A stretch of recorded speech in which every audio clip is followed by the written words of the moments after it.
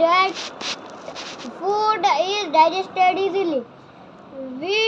એટલે આપણે ફૂડ ખાવાનું હોય એ કરતે પચી જાય ઇઝીલી, એટલે હેલી રીતે.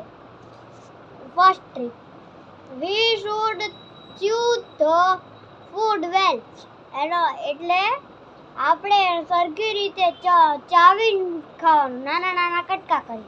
Second tip, we should eat fresh and well cooked food.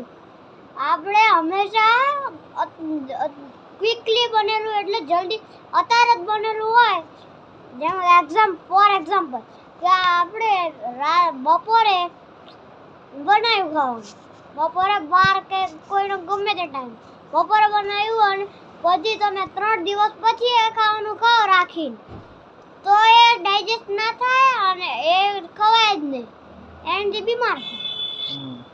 Third tip, physical work exercise is necessary to digest food.